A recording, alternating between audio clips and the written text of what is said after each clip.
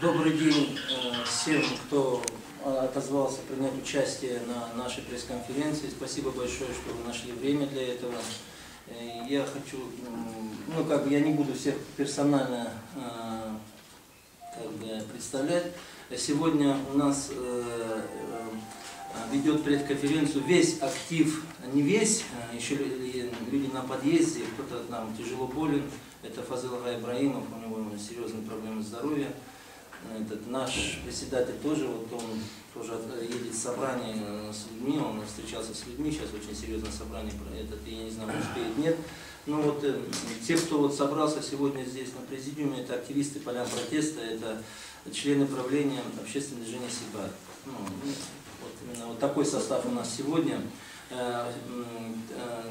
Почему сегодня мы вышли на эту пресс-конференцию? Потому что о чем мы предупреждали ранее, да, на наших пресс-конференциях, в наших заявлениях, да, к обществу, крымским татарам, то, к сожалению, этот черный сценарий, он сегодня, мы видим, воплощается в жизнь. То есть черный сценарий начала гражданской войны.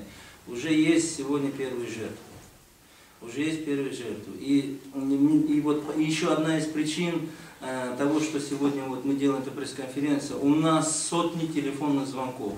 Сотни телефонных звонков наших людей, которые стоят на полянах протестов, обычных граждан, которые знают нас очень хорошо.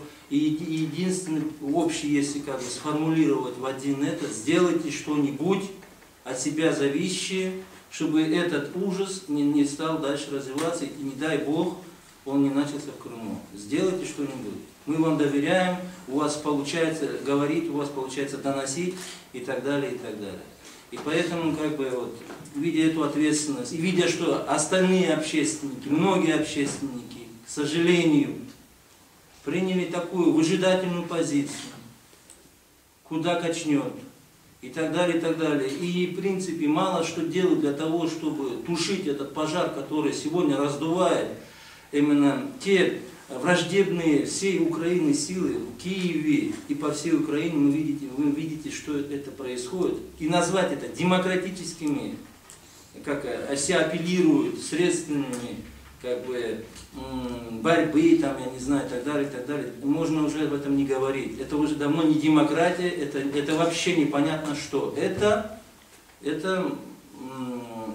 дикая борьба за власть, дикая со средневековыми методами достижения ее, где уже цена человеческой жизни ни во что не стоит.